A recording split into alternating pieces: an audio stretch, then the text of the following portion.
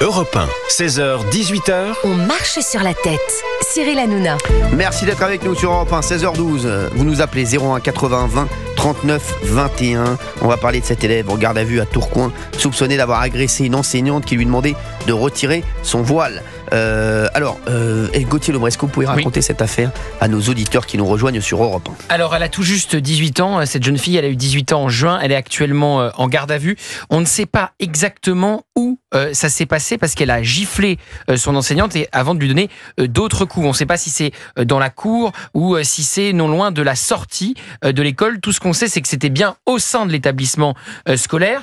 Il y a différentes sources qui expliquent que cette jeune fille, au moment où elle allait sortir de l'école, était en train de remettre son voile, mais elle le fait au sein, encore une fois, de l'établissement scolaire. Et à ce moment-là, cette professeure qui n'était pas la sienne directement, qui est une prof dans l'établissement scolaire, mais qui n'avait pas cette jeune fille dans sa classe, lui demande de retirer son voile, de respecter tout simplement la loi de 2004 sur l'interdiction de signes ostentatoires religieux au sein de des établissements scolaires. Et là, elle refuse de retirer son voile, elle gifle cette professeure avant de lui donner d'autres coups et de partir. Et donc elle est en garde à vue et elle n'a plus le droit de mettre un pied évidemment dans cette école jusqu'à ce qu'on aille au bout d'une potentielle évidemment exclusion définitive. Exactement. Moi ce que je crains c'est que le JDD rapporte que l'enseignante elle a rendu la gifle.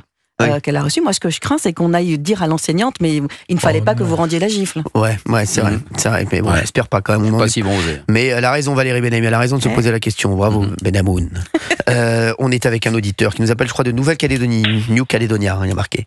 Je pense que New Caledonia, c'est Nouvelle-Calédonie. Ouais, je crois. C'est pas des nouvelles Des nouvelles de Calédonie. Oui, exactement. Merci. Qu'il est intelligent, celui-ci.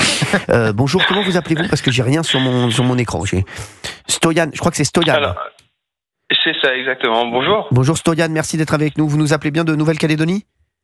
Exactement, New Caledonia, Nouvelle-Calédonie, mais faut le dire, si on dit en anglais, faut le dire en entier, quoi. New Caledonia. On dit New Caledonia. C'est Il est quelle heure? Ça vous ressemble. Il est quelle heure en New Caledonia? Il doit être 2h du matin. Non, c'est pas vrai. Je ne sais pas, attendez, bougez pas, je regarde. Je ne sais pas, on est sur une fin de soirée.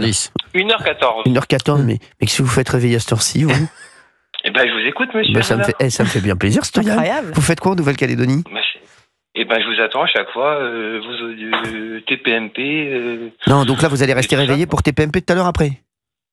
Non, c'est un peu plus difficile parce que c'est payant chez vous. Enfin, chez nous, c'est payant TPMP, donc du coup, on attend YouTube et chaque fois, c'est une semaine de décalage, c'est un peu plus compliqué. Non, c'est chiant ça. En tout cas, le repas, c'est cool, c'est en direct, on peut attendre. C'est incroyable ça, mais il faudra que je m'en occupe de ça là. Pourquoi c'est payant? Oui, ce serait bien. C'est bien, bon, merci. Vous m'appelez, de toute façon, je vais faire le service après-vente de Canal Plus également. Vous inquiétez pas. Pas de soucis. Stoyan, merci d'être avec nous. Vous faites quoi dans la vie en Nouvelle-Calédonie? Je suis auto-entrepreneur. D'accord. Je suis. Fait quoi? Voilà, vous faites quoi? Vous faites des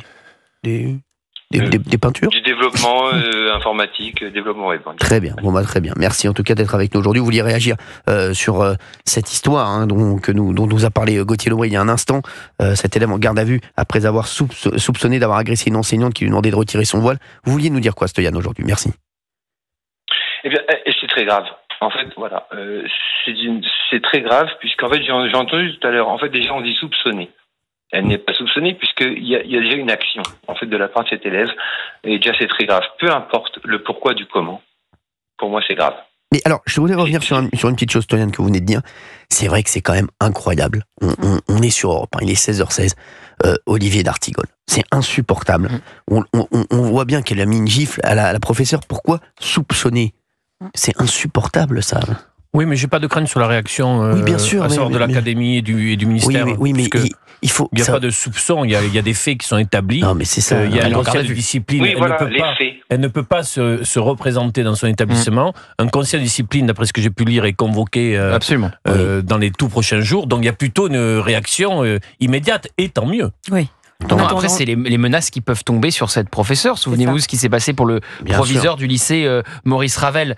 Ce lycée où un proviseur a empêché, même chose, l'accès à une jeune femme voilée qui en plus après a diffamé son professeur sur les réseaux sociaux en disant que il y avait eu un échange musclé avec lui, ce qui était complètement faux. Eh bien, il a mis fin à sa carrière. Il a pris une retraite anticipée parce qu'il était sous le coup de menaces islamistes. Donc c'est ça aussi. D'ailleurs, il y a eu droit de retrait de tous les collègues de cette professeure en disant on ne va pas travailler, droit de retrait, parce qu'évidemment ils ont peur pour leur sécurité.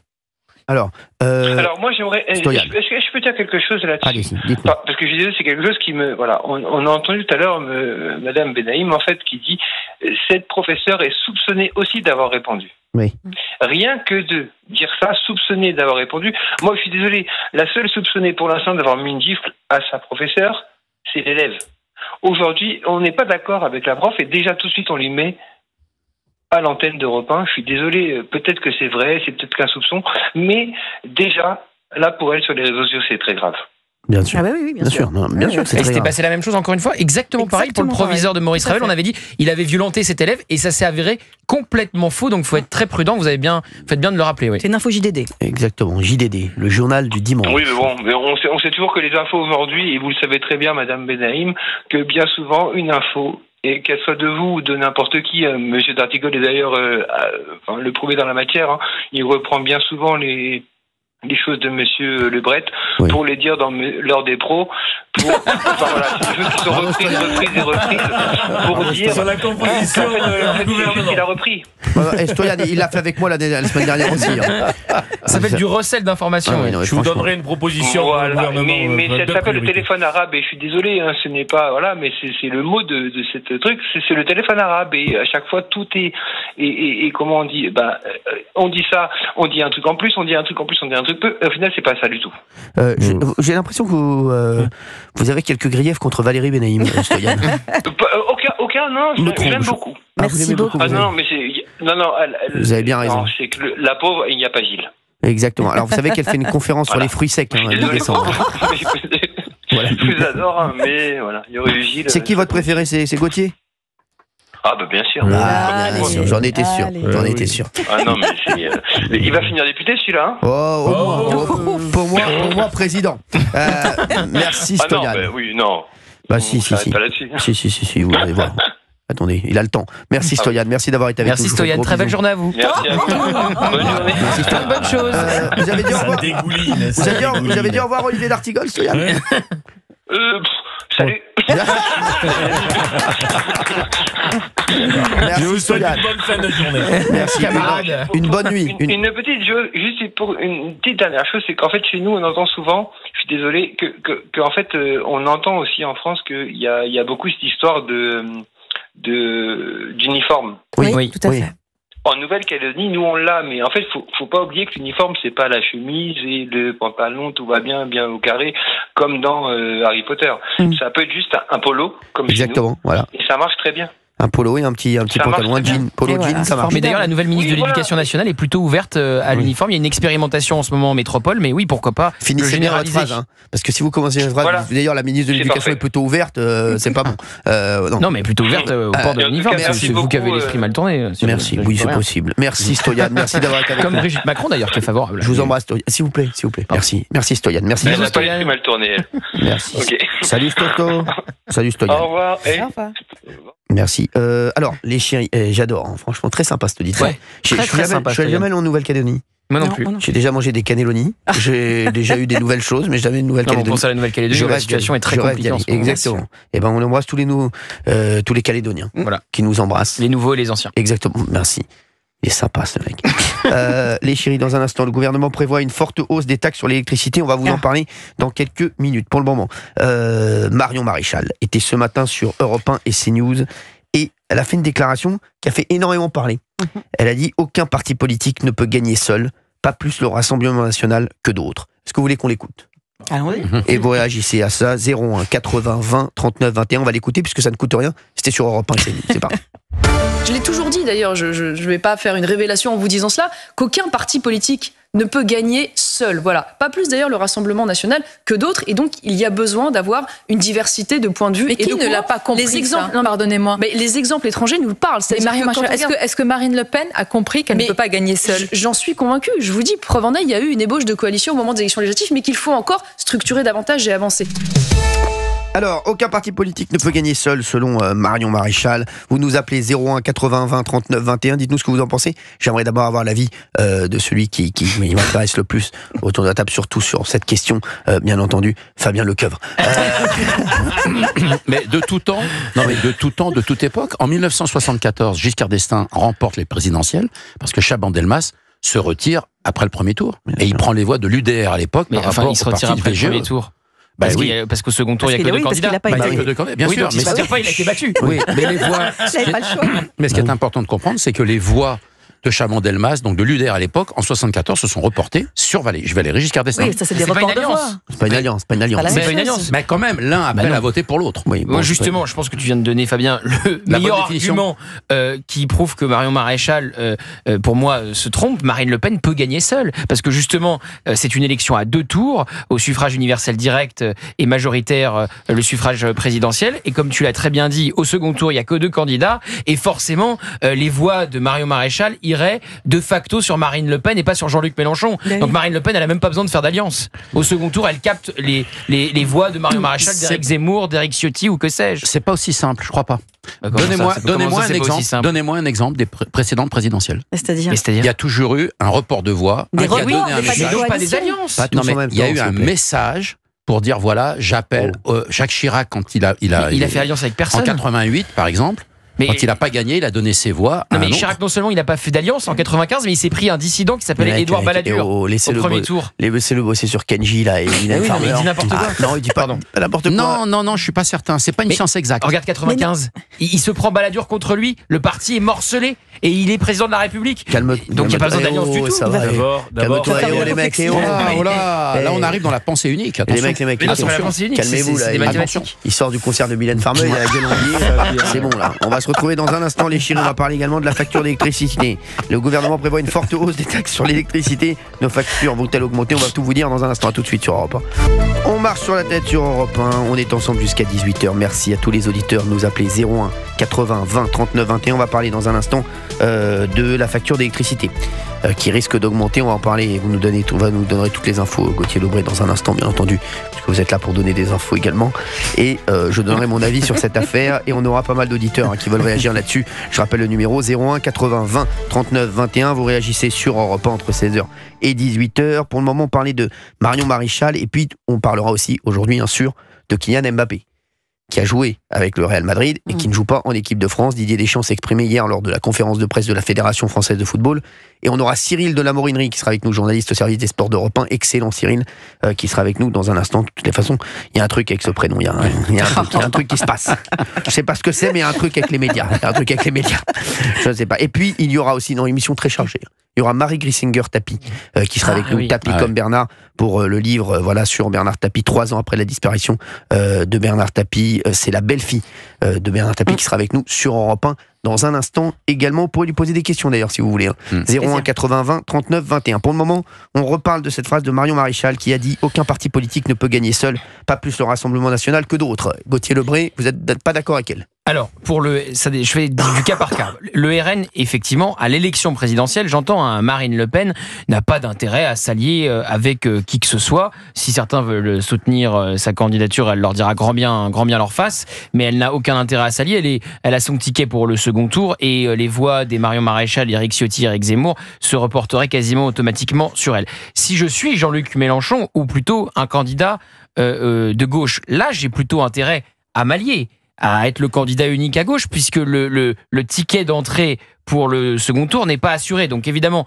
plus il y a de candidats à gauche, moins le ticket pour le second tour est assuré. Et si Jean-Luc Mélenchon, ce que je ne crois pas, parce que s'il y a un candidat unique à gauche en 2027, ça sera tout le monde, sauf Jean-Luc Mélenchon, et vu qu'il acceptera pas de se retirer et de laisser passer son tour, il n'y aura pas de candidat à gauche unique. Il faut voir ce que dit Raphaël Glucksmann d'ailleurs le week-end dernier en disant faut qu'on se prépare pour 2027 pour être une contre-proposition à Jean-Luc Mélenchon. Mais là, à gauche, il y aurait un intérêt à avoir un candidat unique puisqu'ils ne sont pas du tout certains d'être au second tour. Et puis après, il y a les élections législatives. Et là vu que le scrutin est différent et que c'est circonscription par circonscription, là, il y a un intérêt sans doute à faire une alliance pour pas avoir justement une multitude de candidats. Mais même quand Éric Zemmour a présenté des candidats contre le Rassemblement national, il n'a empêché que dans une circonscription de mémoire en 2022, un candidat RN d'être au second tour. Donc vous voyez, le RN est tellement puissant que de toute façon, la concurrence ne lui fait que peu d'ombre. Alors que, voilà, à gauche, la donne est différente. On a Olivier en ligne avec nous d'Eure-et-Loire. Bonjour Olivier. Bonjour Cyril, bonjour l'équipe. Merci d'être avec nous Olivier. Il fait quoi dans la vie déjà celui-ci? Eh ben celui-ci, il vend des motos, il les répare. Ouais, il vend des motos, il les répare. Alors par contre, vous tournez à droite là ou à gauche? Ça dépend de quel côté, il faut mieux suivre le virage. Vous êtes en clignotant là, j'ai vu. Olivier, merci d'être avec nous. Olivier, vous voulez réagir à ce qu'a dit Marion Maréchal Le Pen sur Europe 1 et CNews ce matin? Oui, tout à fait, je l'ai écouté. J'ai écouté parce que moi j'écoute beaucoup Europe 1. Merci. Moi je suis complètement d'accord avec ce qu'elle dit. Et en fait, elle dit qu'un fait logique et un fait qui existe depuis longtemps. Enfin, c'est pas nouveau que les partis s'allient, créent des alliances de manière à pouvoir accéder au pouvoir, aux victoires, tout simple. Il y a qu'à regarder les dernières législatives. Bien sûr. On a bien eu le fait avec le nouveau Front populaire, et puis le reste, et puis les centristes. Je pense que si la droite a eu l'intelligence de s'allier, comme ont eu pour une fois l'intelligence des gens de gauche de s'allier également, aujourd'hui on aura un parlement de droite. Ouais. Donc vous trouvez, voilà, ils sont incapables de s'entendre. Alors c'est compliqué, oui, c'est compliqué. Vous êtes un petit peu d'accord avec Fabien Lecoeuvre en fait, ça fait plaisir. Historiquement, Cyril, on est bien d'accord, c'est pas tout neuf. Non, c'est pas tout neuf. Il n'est pas tout neuf non plus. C'est l'expérience, bien sûr. Pas tout neuf. Il n'est pas tout neuf. Je vous le dis, il n'est pas tout neuf, Olivier. Non, non. mais il a raison, elle a raison. Elle ne fait que dire un fait réel qui existe. Et moi, je trouve malheureux qu'en France, on soit encore à critiquer. Alors, entre guillemets, l'extrême droite, parce qu'aujourd'hui, pour moi, l'extrême droite, c'est plus Zemmour. Bon, lui, il est un peu too much quand même dans ses propos. Quand on l'entend parler, des fois, il vaut mieux qu'il s'écrase ou qu'il réfléchisse. Même si c'est un grand homme, je critique pas l'homme, parce que c'est une très grande intelligence. Mais il y a des fois, faudrait quand même qu'il la mette en veilleuse. Mais bon, qu'on aille dire, par exemple, que le RN, c'est des gens, c'est des fachos, c'est des... voilà, c'est bon, on est sorti de ça. Revenir, c'est des nazis. Et on est en 2024, on n'est plus en 45. Il faudrait que les gens changent de discours. Moi, aujourd'hui, on va dire les nazis qui existent sont plus de l'autre côté, en face, dans l'hémicycle d'en face, là, à brandir des kéfiers et puis des drapeaux qui sont pas de chez nous. Oui, ça vous énerve, ça, Olivier? Mais c'est pas normal. Quand vous entendez je vais dire une bêtise, j'ai droit, Cyril. Allez-y, je vous reprendrai derrière. Quand vous entendez méchant con, parce que c'est comme ça que je l'appelle. Oui. Jean-Luc Mélenchon. Appeler les universités à aller mettre des drapeaux palestiniens dans les universités, c'est un appel au bordel. Ça va friter. C'est un appel au bordel. On l'a déjà dit, on l'a dit encore hier. Bien sûr qu'on est d'accord. C'est quelque chose qui devrait être interdit. Imaginez que Marine Le Pen fasse, je sais pas, un truc comme ça. Et vous vous rendez pas compte? Alors là, c'est toutes les chaînes du service privé, bien sûr, là, c'est fini. Public. Elle est mise en tôle. Faut l'arrêter. Et lui, on lui dit rien, lui. Non, mais c'est vrai. Olivier D'Artigol va vous répondre dans un instant. On en a parlé hier du 2 poids 2 mesures sur cette antenne. Reste avec nous, Olivier. On se retrouve dans un instant. J'aimerais bien avoir l'avis d'Olivier D'Artigol sur 2 poids 2 mesures. Parce Quelle est la question? Écoutez l'auditeur. Il est occupé. Il est occupé à faire le pitre avec Gauthier Lebray. À tout de suite.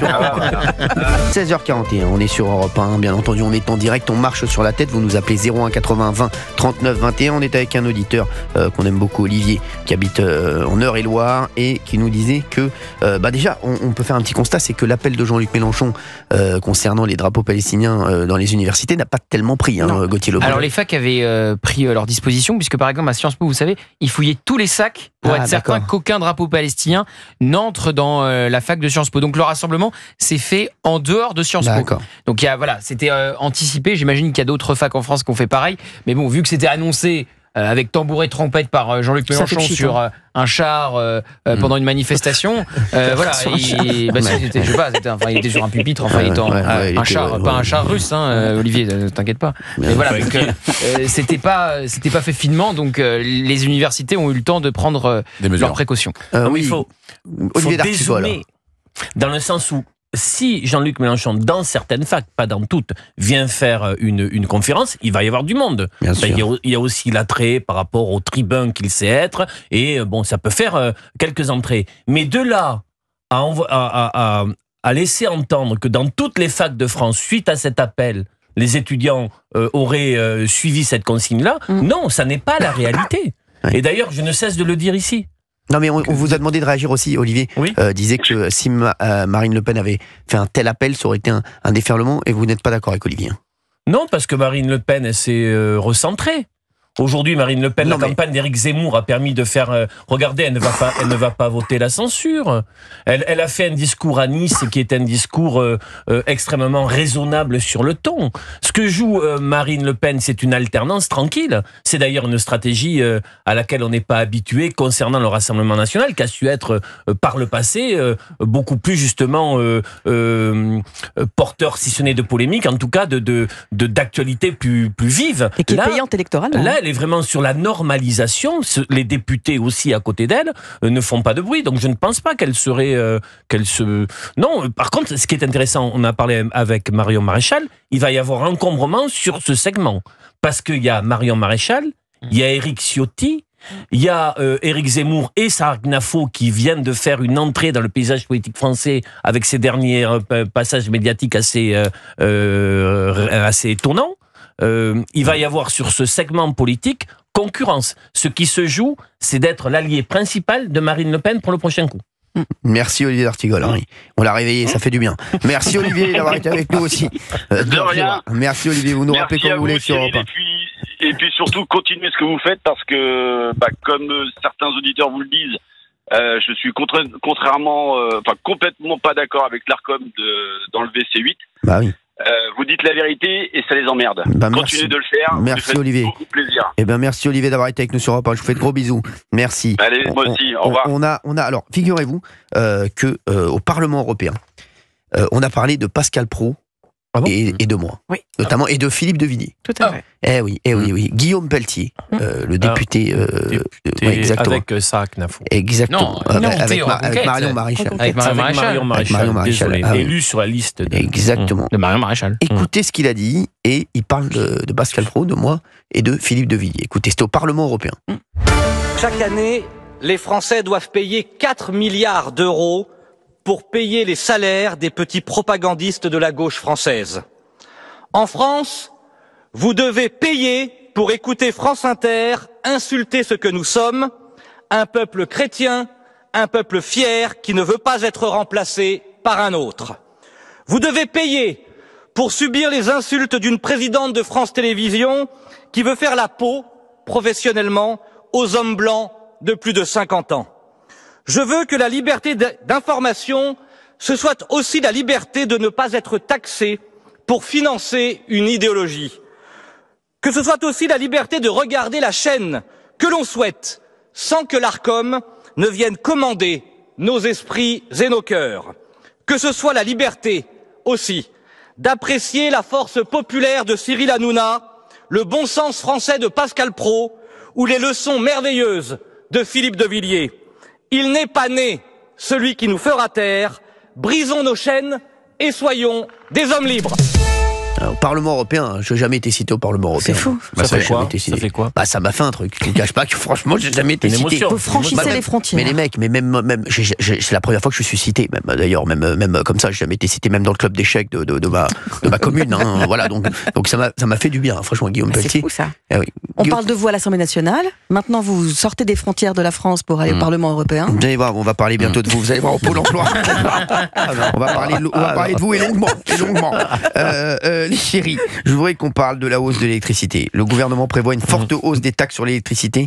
Nos factures vont-elles augmenter? Oui. Ça, c'est catastrophique. On a Stéphane en ligne dans un instant, mais juste avant, Gauthier Lebret, petit point là-dessus. Oui, alors vous savez que le budget sera dévoilé jeudi. Donc jeudi, on va savoir à quelle sauce on va être précisément mangé. Cette taxe sur l'électricité, le gouvernement veut que ça rapporte entre 3 et 4 milliards. Donc le mégawattheure va augmenter.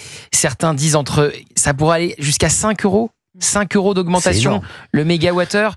Alors, il faut savoir que les taxes allaient de toute manière augmenter, mais là, le gouvernement veut que ça augmente de manière encore plus flagrante et encore plus saisissante pour, toujours pareil, faire des économies. Je vous disais, ça doit rapporter entre 3 et 4 milliards. Le problème, c'est qu'on va avoir les boulangers comme la dernière fois au moment de la crise énergétique. C'est catastrophique. Et là, il n'y aura pas de bouclier tarifaire. Exactement. Il y aura... Alors, Laurent Saint-Martin dit, le ministre des Comptes Publics, la hausse va être limitée. Enfin, une hausse avec des taxes aussi fulgurantes qui pourraient faire augmenter le mégawattheure de manière aussi importante. Il y a de vives inquiétudes chez les professionnels et évidemment chez les Français parce que Michel Barnier disait on va pas augmenter les impôts de ceux qui travaillent et des classes populaires, des classes moyennes. On va augmenter seulement l'impôt des plus riches et des 300 entreprises qui font le plus de profit et des 0,3% des ménages les plus riches qui sont au-dessus de 500 000 € par an, mais ça c'est un peu augmenter les impôts de manière voilà, de manière dérobée. Si ça va considérablement impacter le pouvoir d'achat des Français parce que l'argent qu'ils vont mettre dans l'électricité, ils ne le mettront pas ailleurs. Et Faites des phrases extrêmement longues. Stéphane est avec nous en ligne sur Europe 1. Stéphane de Bourgogne. Bonjour Stéphane. Salut Cyril. Merci d'être là Stéphane. Bonjour à tous. Merci Stéphane, on va rappeler. Vous faites quoi dans la vie? Je suis restaurateur. Toujours. Exactement. Stéphane qui était venu me voir. Hein. Et Stéphane, bah là, c'est quoi cette histoire là de hausse d'électricité? C'est une catastrophe pour vous? Mais il s'en fiche l'État. L'État il vit avec mon argent, avec l'argent des Français. Il s'en cogne. L'autre il a dépensé des millions et des milliards à l'Élysée, s'est goinfré en faisant des fêtes à 450 000 balles. Il s'en fout que moi je bosse 17 heures par jour. Il s'en fout que les boulangers, les charcutiers, les traiteurs, le monde de la restauration en général meurent. Parce que vous saviez, Cyril, que depuis 2022, on était 186 000 restaurateurs. Oui. On n'est plus que 116 000. On a perdu 23 milliards de chiffre d'affaires, 220 000 postes. Et les PGE. Bien sûr. Les PGE, qui c'est qui les paye? Donc, à un moment donné, ce gouvernement, le précédent, qui est pour moi toujours à minima en place, a géré le pays n'importe comment.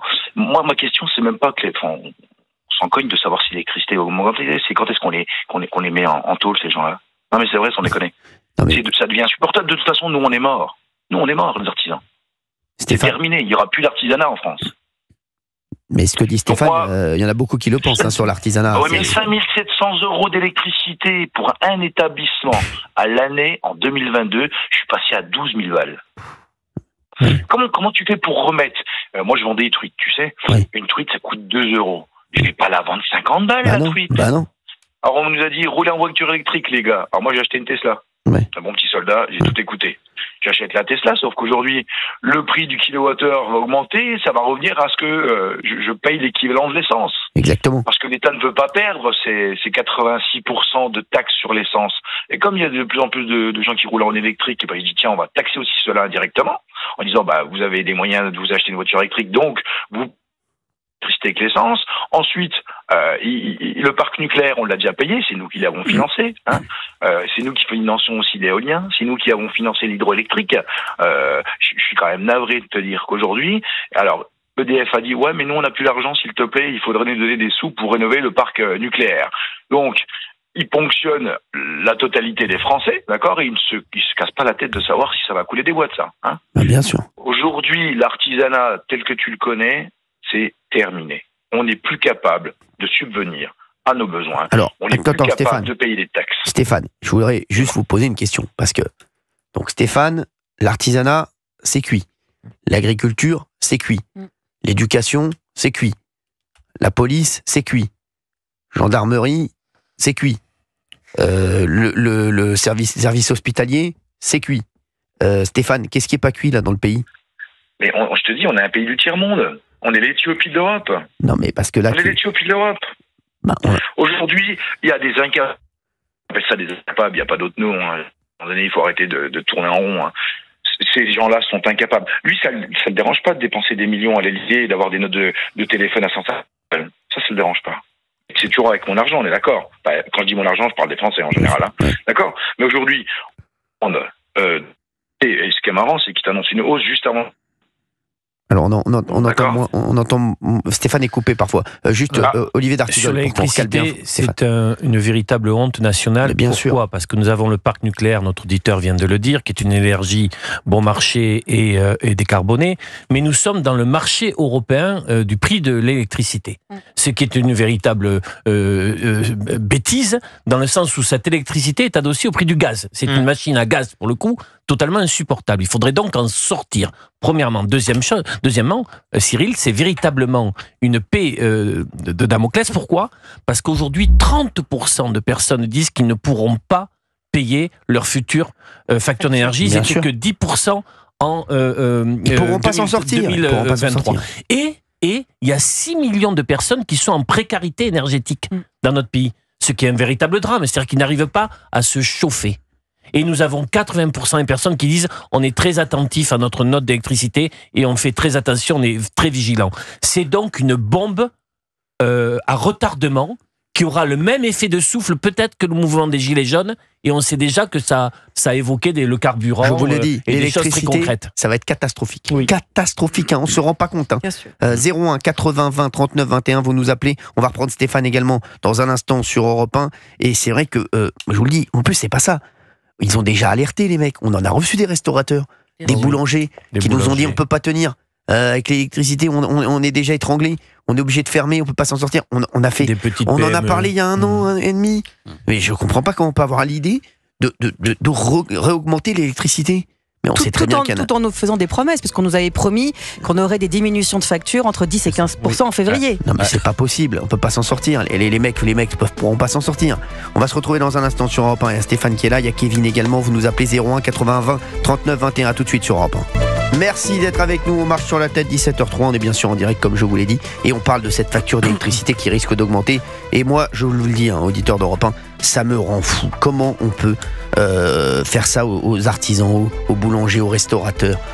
C'est insupportable. C'est insupportable. Stéphane est avec nous. Il est restaurateur. Stéphane, c'est un garçon qui travaille. Vous avez 2 restaurants, c'est ça, Stéphane? Ouais, j'en ai fermé, à cause de l'électricité. C'est ça. Ça s'est plié. Ça s'est plié. Ce qu'il faut comprendre, c'est pas qu'une histoire d'électricité. Si tu regardes les collectivités territoriales comme les communautés de communes, augmentent la CFE, augmentent les poubelles, augmentent l'eau, ça augmente pour nous après l'électricité, c'est les charges, c'est la matière. Il y a toujours un truc qui augmente, mais à un moment donné, mon entreprise, elle est plus capable elle veut bien participer à la collectivité, mais je ne suis plus capable aujourd'hui, en termes de finances d'entreprise, d'asseoir les demandes étatiques. Je ne suis pas le cochon de lait. Je ne suis pas la Banque de France. Je n'ai pas un pouvoir de chez Total ou Procter & Gamble ou qui tu veux. Je dirais, à un moment donné, je suis tout seul artisan à bosser dans mon restaurant pour faire plaisir aux gens. Mais les gens, ils ont le même problème que moi. Les gens, ils ont aussi des notes d'EDF qui tombent, ils ont les notes d'eau qui tombent, ils ont les notes de poubelle qui tombent, ils ont tous leurs problèmes. Et ces gens-là, ils viennent plus manger chez moi. Parce que l'État prend. Donc on appauvrit un pan entier de la société, travailleur, du mec qui gagne entre 1500 balles et 3000 balles par mois.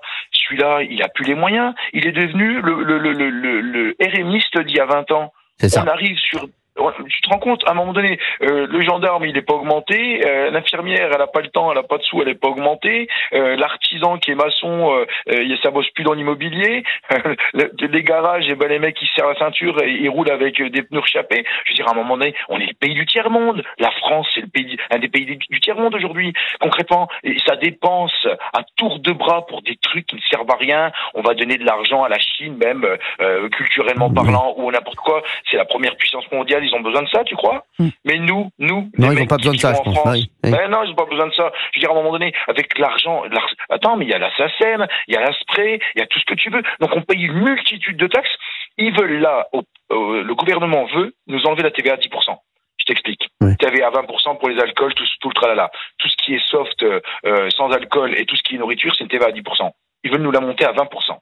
C'est-à-dire qu'ils veulent augmenter aussi aux boulangeries à 20%, aux restaurateurs à 20%, aux hôteliers à 20% et aux traiteurs à 20%.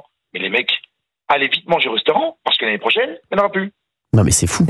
Mais bien sûr, il n'y aura plus. Il a raison, il n'y aura plus des restaurants. Gauthier Lebray. Oui, vous voyez, c'est la différence entre un discours déconnecté et un discours les mains dans le cambouis, dans le réel.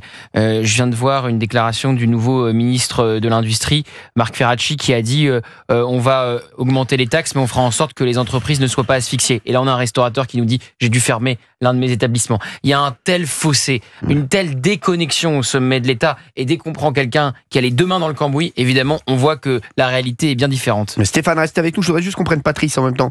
Patrice, c'est un auditoire qui nous appelle de Guadeloupe. Patrice, merci d'être avec nous. Oui, bonjour. Merci Patrice, vous nous appelez de Guadeloupe. Merci en tout cas de nous appeler sur Europe 1. Et vous vouliez réagir à cette hausse de l'électricité, hein.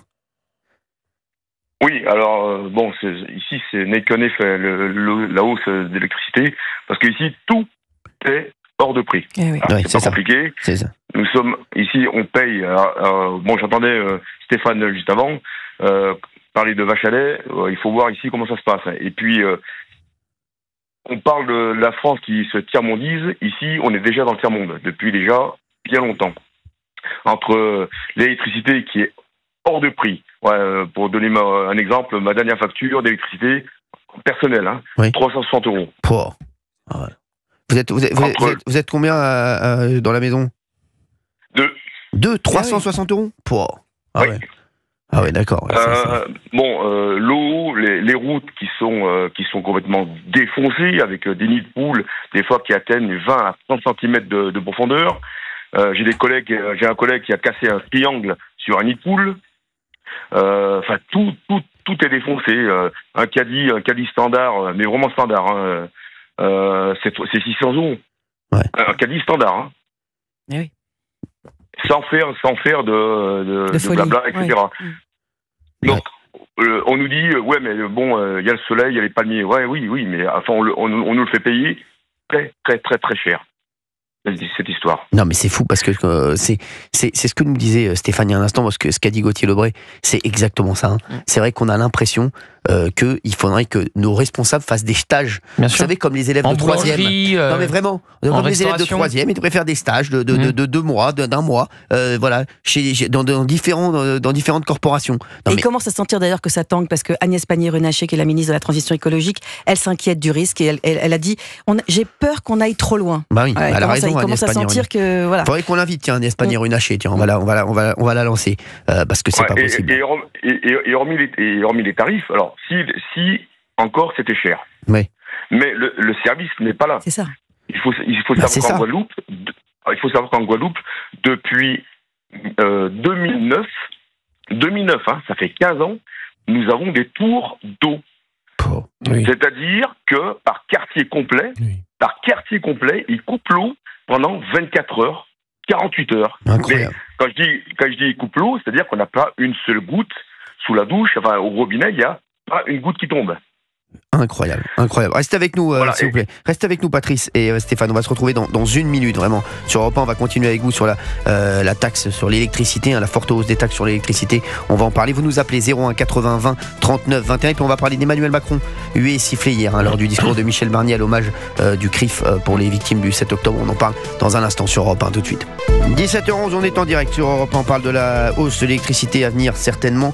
Il faut savoir que les prix de l'électricité ont déjà augmenté de 40% ces 2 dernières années. Et nous avons Patrice, auditeur, qui nous appelle de Guadeloupe, et on a Stéphane qui est avec nous également. Patrice, vous vouliez rajouter quelque chose il y a un instant sur Europe 1? Oui, enfin, de toute façon, on va de mal en pis, quoi qu'il en soit. On ne sait pas où on met les pieds. Personne ne sait où on met les pieds. Encore, je ne parle pas d'un point de vue professionnel. J'entends Stéphane. Ici, c'est pareil. On va dire les petits commerces, parce qu'il y a des très gros. Les très gros, eux, savent tenir, mais les tout petits, ça dure 2 mois, 4 mois, 6 mois, les restaurateurs notamment, et puis ça ferme. Il y a beaucoup de turnover. Les gens n'arrivent pas à tenir. Les hausses sont tellement importantes, le prix de la matière première est tellement importante que personne n'arrive à tenir. Donc si encore ils nous imposent des taxes supplémentaires sur l'électricité, moi je ne sais pas comment les artisans vont tenir. C'est impossible. Impossible. Lorsqu'on voit le tissu économique, là on touche au tissu économique. Enfin, je ne sais pas ce qu'ils cherchent. On se demande, des fois on se pose en bienveillance en disant tout va bien se passer, etc. Mais non, c'est pas possible. On a l'impression véritablement, sans être en utilisant le grand mot complotiste, mais on a l'impression qu'ils veulent tuer le pays. C'est l'impression que l'on en a. Ils veulent tuer le pays. Alors soit pour faire un grand reset, je sais pas. Personne ne comprend. Exactement, personne ne comprend. C'est le Parlement qui va trancher, Cyril. Exactement. Et Stéphane ne comprend pas non plus. Stéphane, vous avez quelque chose à rajouter, Stéphane? Stéphane, il a rajouté qu'il va quitter le pays. Lui, ses petits euros se barrer en Indonésie et ne plus jamais revenir en France. Voilà ce qui va se passer. Mais vous vous rendez compte le nombre de Français qui disent ça en ce moment? Non, mais vous vous rendez compte le nombre de moi, Français. je suis acté, j'ai mis en vente la semaine dernière. Non. Quoi, ça y est, c'est sûr. Non, mais moi, c'est Stéphane. fini. Non, mais c'est terminé. Je vais te dire, j'ai pas de quoi à cacher. J'ai fait mon bilan l'année dernière. On a fait 876 000 euros de chiffre d'affaires. Il reste 0. Non. Pas 1 euro. Ça me rendez compte. J'ai fini à moins 20 000 l'année. Oh là là, catastrophe. J'ai abandonné mes comptes courants. J'ai dit stop. On a mis en vente. Quand on met en vente, le mec il te dit, ça vaut 870, mais tu sais la conjoncture elle est pas bonne.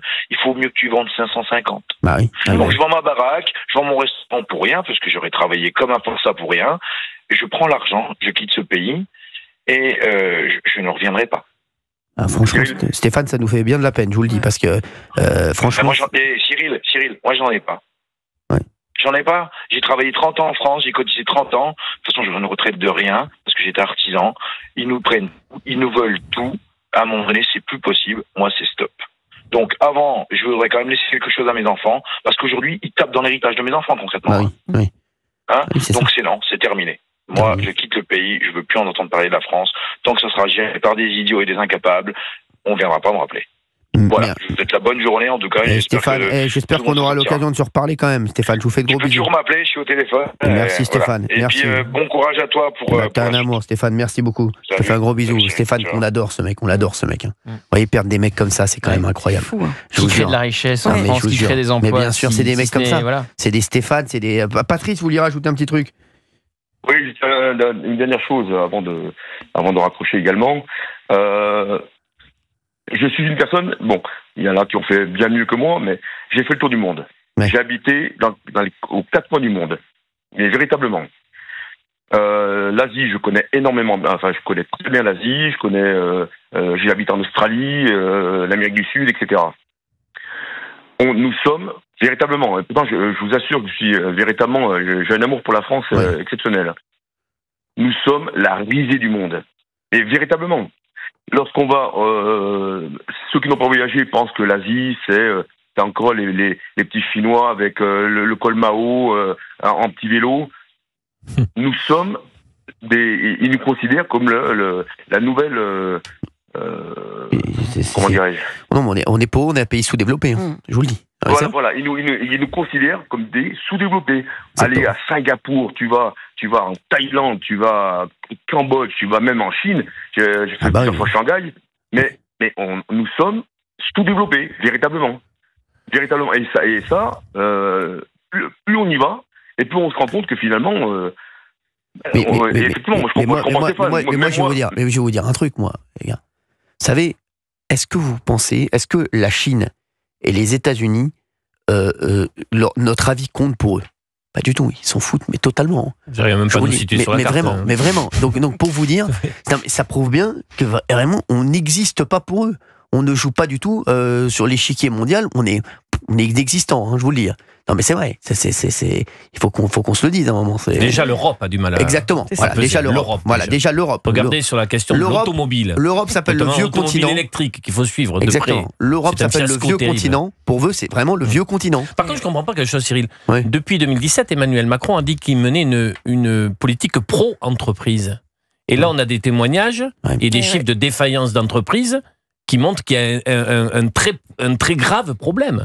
Donc cette politique pro-entreprise, elle a bénéficié à qui au final? On ne sait pas. Puisque des artisans commerçants nous disent, nous on coule. Peut-être aux très très grosses entreprises. Peut-être. Voilà, oui, c'est ce que vous vouliez dire. Oui. Voilà, merci. J'ai répondu à votre question. J'ai répondu à votre question. Patrice, merci d'avoir été avec nous sur Europe 1. Ouais, merci à vous. Merci allez, Patrice. Et même bonne chance pour en Guadeloupe, qui fait bien quand même. Vous êtes bien. Bon, je vous embrasse fort. Merci. 01 80 20 39 21 dans un instant. On parlera de Bernard Tapie puisque Marie Grissinger, Tapie, sa belle-fille sera avec nous pour un livre magnifique.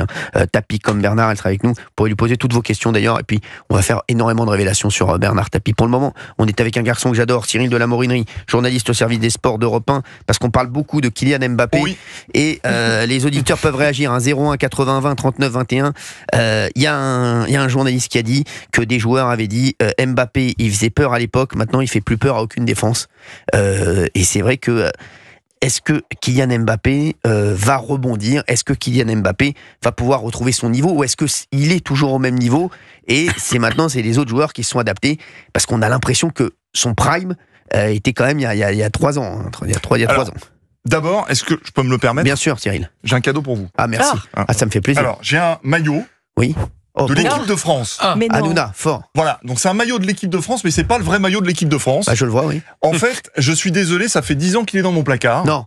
Il y a 10 ans, Arnaud Montebourg, ministre de l'économie, avait dit il faut faire du Made in France. Il en avait marre de ces maillots qui sont faits en Thaïlande. Oui. Donc j'avais dit à Jean-Pierre Elkabbach, regretter Jean-Pierre Elkabbach, qui était le patron de cette maison, qui faisait l'interview du matin, à la place de Sonia Bravo. Sonia maintenant le fait le matin à 8h15.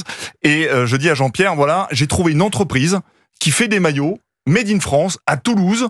Certes, c'est un peu plus cher, mais je propose donc de éventuellement vous donner un maillot. Donc Arnaud Montebourg a reçu un maillot à Europe 1 de la part de Jean-Pierre Elkabbach, et j'avais demandé à cette petite entreprise de vous faire un maillot, et j'avais oublié de vous le rendre. Forcément. Et donc je me suis incroyable. dit, voilà, donc merci, c'est pour vous. merci Cyril, ça me fait maillot plaisir. de l'équipe de France. Je vais le mettre.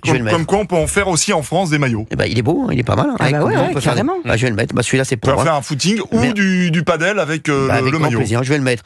Cyril, pourquoi Kylian Mbappé il joue avec le Real Madrid et il joue pas en équipe de France? Alors c'est la vraie polémique.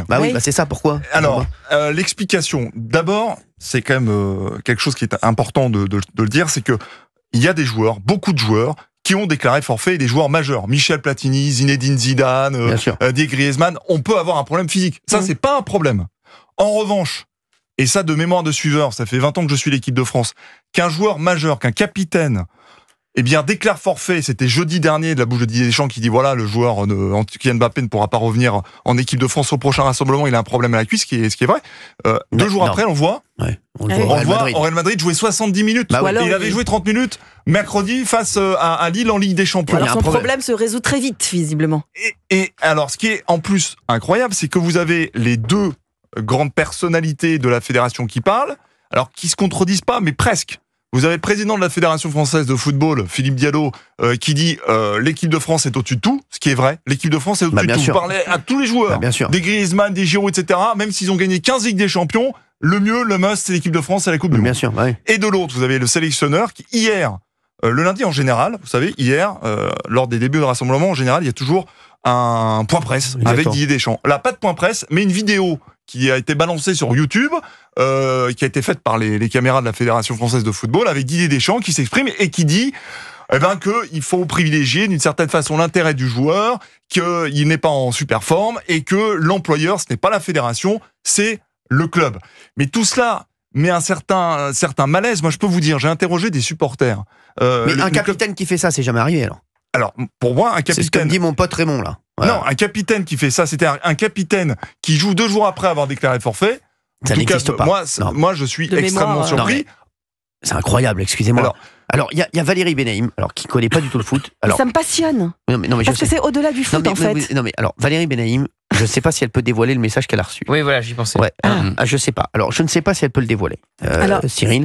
Gauthier Lebray, est-ce que Valérie Benaïm pensait qu'elle peut dévoiler le message à nos auditeurs? C'est elle, c'est son libre arbitre. Mais moi, je suis pour qu'elle le dévoile parce que ça donne un éclairage intéressant. Non, bon, après, je pense que je pense que c'est du hasard, moi. Voilà, mais après, elle peut en parler. J'essaie de le retrouver. C'est un internaute qui m'a envoyé un message, un monsieur que je ne connais pas, et qui m'a parlé de football. Alors, on va en parler avec Cyril de la Morinerie. Elle retrouve ça, elle va vous en parler sur Europe 1. Juste, Cyril, en plus, non mais en vérité, Kylian Mbappé, est-ce qu'il est vraiment bien en équipe de France? Est-ce que ça se passe bien avec Didier Deschamps? Alors, entre Didier Deschamps et Kylian Mbappé, ça se passe très bien. D'accord. Didier Deschamps lui a confié le brassard de capitaine. Antoine Griezmann le voulait, maintenant c'est Kylian Mbappé. Est-ce que Antoine Griezmann est parti à cause de ça aussi un peu? Alors, il est parti pour plein de raisons, mais je pense qu'il voulait sortir la tête haute, et les derniers mois ont été très compliqués pour lui. D'abord, il a vu tous ses copains partir. Les Giroud, les Lloris, etc. Ensuite, il n'a pas eu le brassard, et puis après...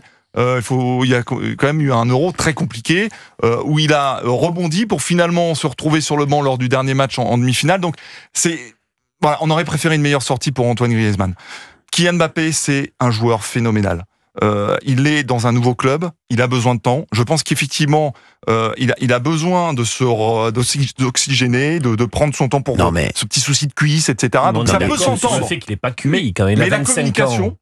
Il a 25 ans, il est pas cuit. Mais non, je pose la question. Ah non, il n'est pas cuit du tout.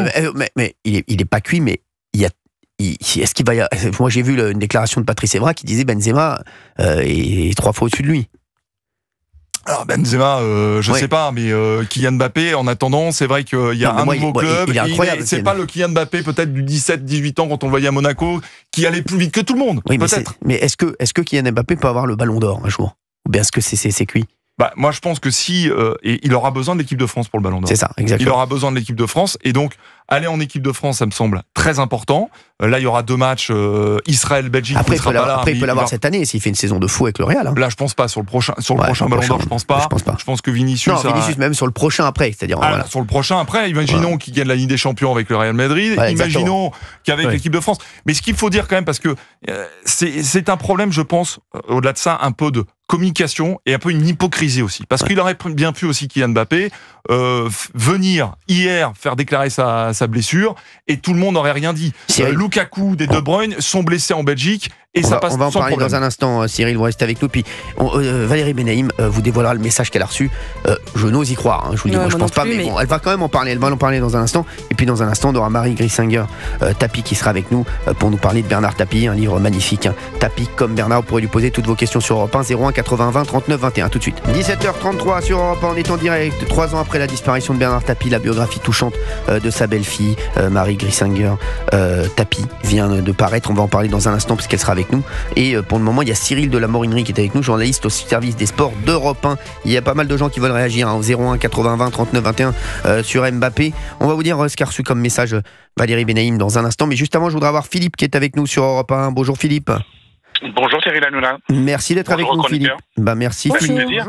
Merci, dites bonjour, ils sont là, ils sont très contents. Ils sont payés, ils sont bien, ils sont au chaud. On leur a donné un petit repas, ils sont contents, vous inquiétez pas. Avant de commencer, je voudrais juste vous dire quelque chose Cyril Hanouna. Oui Philippe. Que vous avez des équipes épatantes parce que on m'a appelé plusieurs fois j'ai rappelé plusieurs fois pour parler d'Mbappé et j'ai pas pu passer parce qu'il n'y avait pas assez de temps et ça sans problème. Oui. Mais vos équipes prennent le temps et notamment Shannon de rappeler derrière. Elle est magnifique. Shannon c'est quelqu'un. Mais c'est très beau. Enfin, franchement, c'est classe parce qu'ils appellent, il est 18h30. Désolé, on n'a pas pu le faire. Non, c'est des amours. C'est des amours. Franchement, voilà. on a des équipes formidables. Vous savez, en plus, qui sont payées extrêmement chichement. Donc, bravo à eux. Merci, Philippe. Philippe, sur Mbappé, vous voulez réagir voilà. Oui. Vous en pensez quoi? Moi, Mbappé, j'ai un peu de mal. Moi, je suis de la génération Platini. Ouais.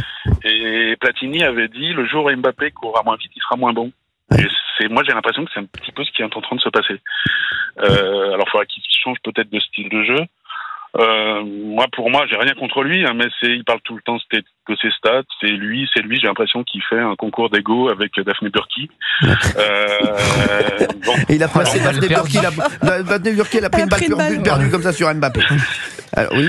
Mais bon, et j'avais remarqué une chose, et moi j'ai souligné ça, c'est quand même le capitaine de l'équipe de France, et pendant les Jeux Olympiques, il y avait Zinedine Zidane, moi j'ai trouvé très classe, avec sa ouverture et tout, il était là, il a supporté bien sûr, il était pas là. Il y avait Griezmann qui faisait des alertes. On adore Antoine Griezmann. Ça génial. Par contre, je n'ai rien vu, pas un tweet, rien de Kylian Mbappé sur l'équipe de France olympique. Et j'ai trouvé ça bizarre, je me suis dit, quand même, il a quand même une stature, capitaine de l'équipe de France, il faut au moins sur Twitter, parce qu'il arrive de tweeter assez facilement pour d'autres sujets, mais là, j'ai rien constaté de ça.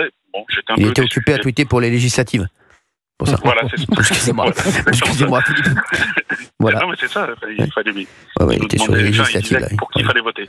Exactement. Il pensait que Jordan Bardella allait jouer attaquant aux Jeux Olympiques. Entrée du numéro 12, Bardella, sortie du numéro 17 de Logu. Merci. Non, c'est ça. Ok, Philippe. Bon, Philippe, après, c'est vrai qu'on a vu un sondage là qui vient de sortir. Vous avez vu les Français, ce qu'ils pensaient d'Antoine Griezmann et Kylian Mbappé. Et on voit qu'il y a un amour pour Antoine Griezmann incroyable. Alors qu'il y a un désamour pour Kylian Mbappé. Alors moi, je pense que la situation actuelle va pas arranger, justement, malheureusement, parce que c'est un joueur d'exception. On a Kylian Mbappé qui est 3e meilleur buteur des Bleus, qui est exceptionnel, qui est le meilleur buteur de l'histoire du PSG. Franchement, on a une chance folle d'avoir un joueur comme lui. On lui demande énormément. C'est aussi. Faut voir, parce que là, il y a les Jeux Olympiques qui n'y étaient pas. Il aurait peut-être fallu qu'il y soit, etc. Il faudrait qu'il fasse tout. Et bon, voilà. Donc laissons-le un peu tranquille, Kylian Mbappé. Et puis voyons ce qu'il va pouvoir nous donner avec l'équipe de France. Et on lui demande énormément à Kylian Mbappé. Moi, avec mes équipes, je leur demande rien. Donc forcément, je ne suis jamais déçu. Voilà. C'est ça aussi. C'est la différence. Merci. Philippe, merci d'avoir été avec nous sur Europe 1. Mais avec plaisir. Il y a Evan, très vite, on a une minute avec Evan. Evan qui va nous parler. Cyril. Merci d'être avec nous, Evan. Merci. Et Evan, vous nous dites, vous pensez que c'est l'influence de sa mère qui est mauvaise, hein?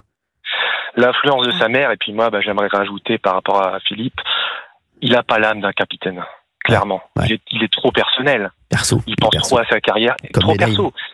Comme Benaïm. Extrêmement perso. Rien demandé, j'ai pris une balle aussi. On le sait, elle est extrêmement Non, mais perso. il est trop il est trop personnel.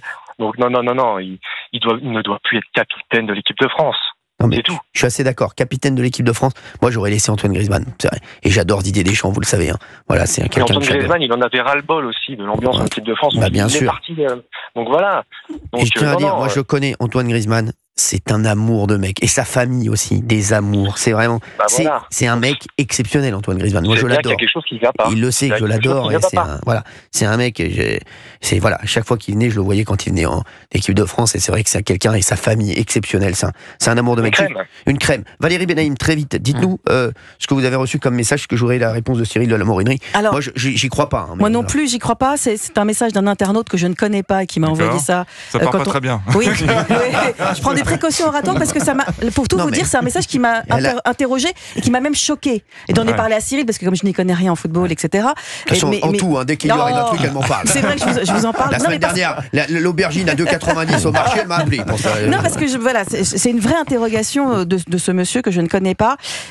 Il m'écrit, je trouve très troublant, parce qu'on parlait de Mbappé, donc il m'envoie un message sur les réseaux. Ouais. Je trouve très troublant qu'à chaque fois que Mbappé doit jouer contre Israël, jamais il ne joue. C'est la 3e fois qu'il esquive pour éviter de jouer contre ce pays. 2 fois avec Paris à Tel Aviv, et là en Hongrie, je m'interroge. Alors, je vais être très franc avec vous, ça m'avait échappé. Si c'est vrai. Moi aussi, ça m'a échappé. Là, on va pas partir sur des choses vraiment très scabreuses. On est d'accord. Là, la raison officielle, on le rappelle, c'est parce qu'il a mal à la cuisse. Et on va se tenir à ça. Je pense que de toute façon, Kylian Mbappé a envie de jouer avec l'équipe de France. Et les échéances, elles sont claires. C'est la Coupe du Monde, c'est en 2026. Maintenant, il y a un point qui est extrêmement important que je voudrais quand même dire avant de vous laisser. Avec grand plaisir. Il y a un calendrier qui est dingue. Là, on est en train de faire n'importe quoi avec le foot. On rajoute des compétitions, en veux-tu, en voilà. C'est n'importe quoi. Je l'ai dit. Eh ben, vous avez raison. La Ligue des Nations, ça sert à quoi? À rien. La Ligue des Champions a été réformée, pourquoi pas? Mais il y a 2 matchs en plus par équipe. C'est pas possible. C'est énorme. Vous allez avoir la Coupe du Monde des clubs et vous avez des joueurs, les top joueurs. On parle des 100 meilleurs joueurs. Ils vont jouer 60, 65 matchs, mais c'est beaucoup trop. Donc il va falloir à un moment donné limiter les matchs parce que sinon ça va pas aller. Regardez tous les blessures. Regardez Carvaral, le joueur mythique, le défenseur d'Espagne qui s'est blessé. Mais une énorme blessure, il en a pour un an. Ça se trouve, on va avoir peut-être Mbappé. Et je lui souhaite pas, vraiment. Je lui souhaite pas. Mais vraiment, je pense qu'il y a une alerte à faire là-dessus. Sinon, les gars, vous savez qu'on a Fabien Lecoeuf qui peut remplacer. C'est le nouveau Messi. Hein. Il est bon au foot. Ils sont la même. Ils sont agiles comme ça les deux. Il peut marquer avec tout. On l'appelle Pepsi, nous, dans le métier. Il est gazeux. Non mais c'est vrai. Merci Cyril de la Morinerie d'avoir été avec nous. Vous revenez nous voir. Vous revenez nous voir dans On marche sur la tête, bien entendu, sur Europe 1. Allez, dans un instant, on parle de Bernard Tapie. La biographie touchante de sa belle-fille est avec nous. Elle est avec nous. Merci d'être avec nous d'ailleurs, Marie.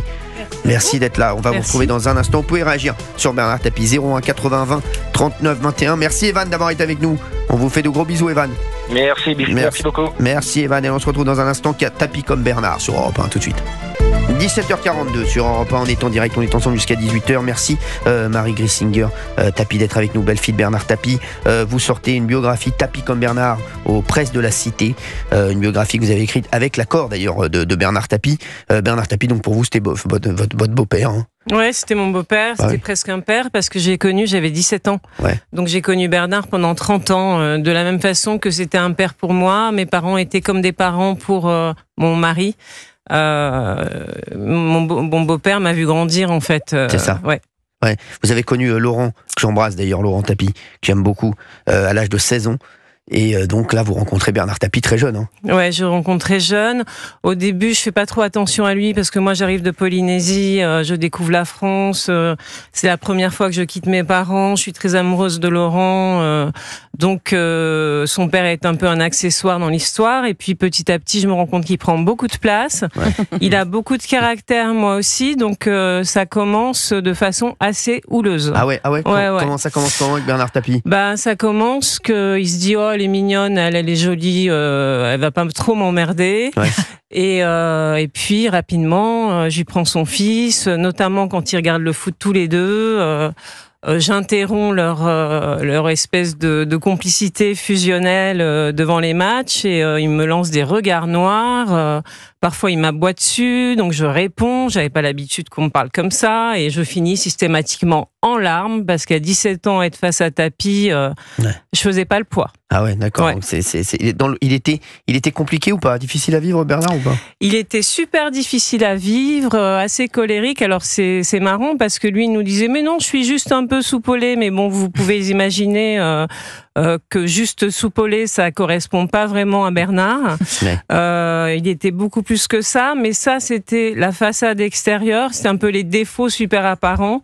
Et puis quand on enlevait tout ça, le fond était juste top, généreux, disponible pour sa famille. Enfin. Alors justement, c'était quoi sa relation avec Laurent, un de ses fils? Qu'il y a aussi Stéphane que j'embrasse également. Laurent, comme je le disais tout à l'heure, complètement fusionnel avec Laurent. Laurent n'a pas du tout grandi dans l'ombre d'un père trop charismatique. Il était en admiration devant son père. Il le suivait partout depuis tout petit. Il a assisté à tous ses exploits. Il était, je pense, un peu comme dans un film parce qu'il assistait aussi à toutes les bastons parce que Bernard était très bagarreur. Il pouvait descendre de voiture pour se bagarrer. Moi-même, j'ai assisté à des bagarres assez impressionnantes. Donc, pour Laurent, c'était tout pour lui. Hein. Et puis, quand il a perdu son père, ça a été très, très long de s'en remettre. Je pense pas qu'il sera un jour complètement remis, d'ailleurs. Ah oui, ouais. Oui, c'est fou ce que vous dites, parce que c'est vrai que on le sent, en tout cas. Hein, Laurent, on le sentait très, très proche de son père. Et moi, je connais bien Stéphane, moi aussi. Voilà, c'était une autre relation. C'était, vous le voyez, Stéphane et Laurent, voilà, ils étaient tout le temps avec leur papa, ou c'était plus compliqué pour Stéphane ou pour... Écoutez, je sais qu'il y avait une relation très forte avec Stéphane aussi. C'est ça, parce que Stéphane, il est incroyable.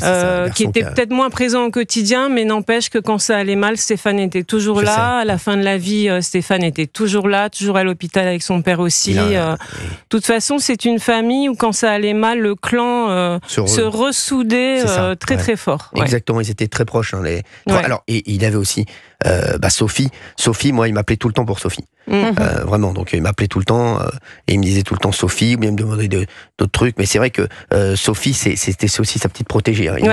Il aimait beaucoup ce qu'elle faisait en musique, il s'intéressait beaucoup. Il a beaucoup de points communs avec Sophie. D'ailleurs, ils se ressemblent physiquement.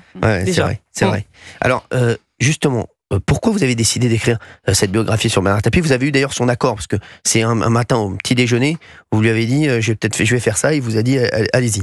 Alors déjà, Bernard, ce qu'il aimait faire, c'était encourager ses enfants à exploiter leurs talents. Il savait repérer les talents, on l'a vu dans le foot, et du coup, il était le premier heureux que ses enfants développent leur qualité. Donc moi, il avait trouvé que c'était l'écriture, et toute ma vie, il m'a dit écris, et quand je bossais pas, il était foudrage. Et donc, je finis par sortir un premier roman chez Albin Michel qui concernait mes parents. Et Bernard lisait le manuscrit au fur et à mesure, toujours très difficilement parce que dans l'histoire, mon père était malade et dans la vie aussi d'ailleurs. Et donc, ça émeuvait beaucoup Bernard, et il n'arrivait pas à lire plus de 3 pages d'affilée, mais il adorait mon style et il avait voulu à cette époque-là être dans mon premier livre. Il m'avait dit bon, c'est très bien, tu parles de ton père, mais ça pourrait être encore plus intéressant de mettre aussi ton beau-père dans l'histoire et de comparer nos deux personnalités tellement différentes. Ton père très discret, très effacé, un scientifique, avec ma personnalité, c'est un peu les deux pères de ta vie, mets-moi dans l'histoire. Et je lui avais dit non Bernard, là je tiens vraiment à écrire sur mon père. Et quand ça a été édité, un jour au petit déjeuner en vacances, parce qu'on était toujours ensemble en vacances, je lui ai demandé maintenant est-ce que je pourrais écrire un livre sur toi, et il était emballé. Alors justement, donc en 2015, c'est un livre que j'ai écrit, a vécu à mes côtés pendant 6 ans, en commençant sans m'imaginer que je finirais ce livre sans lui. Quand j'ai commencé, il était ni malade ni ruiné. Voilà, c'était juste un livre sur Bernard, et en fait, il s'avère que c'est un livre écrit en instantané sur toutes les dernières années de sa vie. Et puis que je pensais finir quand il est parti, et toute la deuxième partie est sur le deuil. Parce que quand on perd un homme comme lui, un géant, ça laisse un vide immense. Alors justement, Bernard Tapie, vous dites que vous semblez dire dans le livre que la politique l'a tué. Ça a été vraiment le début des emmerdes. Oui, en fait, c'est le début de la fin, la politique, c'est le début des affaires. Je pense qu'il représentait un vrai danger politique. Il a commencé, il était au sommet, c'était les victoires de l'OM, donc la mairie de Marseille lui était quasiment acquise. Puis après, c'était un des hommes les plus populaires de France, donc il pouvait rêver à être un jour président. Et je pense qu'on l'a vu arriver de loin et que des forces politiques se sont déchaînées contre lui. En tout cas, il en était convaincu. Ouais, c'est ça. Alors, il vous a dit, avant de mourir, que s'il se rétablissait, il deviendrait président de la République. Ouais. Il nous a dit ça avant de mourir, comme quoi c'était vraiment le rêve de sa vie. Ça. Vous imaginez qu'il était les dernières semaines au fond de son lit et qu'il dit à Laurent, tu sais Laurent, si je sors des portes de l'enfer, je me présente à la présidentielle. Et Laurent, un peu plus lucide, lui dit bon, t'as pas de parti, t'es quand même pas très en forme. Premier ministre peut-être. Et Bernard lui dit ah ouais, Premier ministre, ça aurait de la gueule. Alors justement, Bernard Tapie, qu'est-ce qu'il penserait aujourd'hui d'Emmanuel Macron? Qu'est-ce qu'il pensait d'ailleurs d'Emmanuel Macron? Qu'est-ce qu'il pense de Jean-Luc Mélenchon? Parce que je sais qu'il est en contact avec Jean-Luc Mélenchon. Ouais. Il n'était pas emballé par Emmanuel Macron. Voilà. Ouais. Pas emballé. Bon, c'est pas vraiment le même style. Il disait quoi quand il le voyait à la télé? Déjà, quand il l'a vu arriver, il avait dit, je crois publiquement d'ailleurs, il avait dit on confie pas un Boeing 747 à quelqu'un qui n'a jamais piloté que des avions à hélice. Et puis après, je pense que quelqu'un qui parlait des gens qui ne sont rien, sachant que Bernard partait de rien, ça lui a pas trop plu, quoi. Donc voilà pour Emmanuel Macron. Mélenchon, c'est différent. Mélenchon, c'est quelqu'un qu'il a toujours suivi. Mélenchon a vu arriver Tapie en politique. Ils étaient proches tous les deux de Mitterrand. Donc pour Bernard, c'était toute une époque en fait. Ouais. Mélenchon. Ça veut pas dire qu'il était adhérent à LFI parce qu'il a appelé Mélenchon en fin de vie. Ça veut juste dire qu'ils avaient des souvenirs en commun, un respect mutuel, voilà. Mais la seule référence de Tapie en politique, son seul coup de foudre, c'est Mitterrand. Oui, on le sait, on le sait. C'est Mitterrand qui l'a foutu dans la merde, donc oui, on le sait, oui. Oui, on le sait. Donc c'est pas la peine de le rappeler. Hein. C'est Mitterrand qui l'a envoyé dans le mur. Mais j'ai pas l'impression que. Non, j'ai jamais vu qu'il disait du mal de Mitterrand. Oui, je sais, mais moi je peux en dire.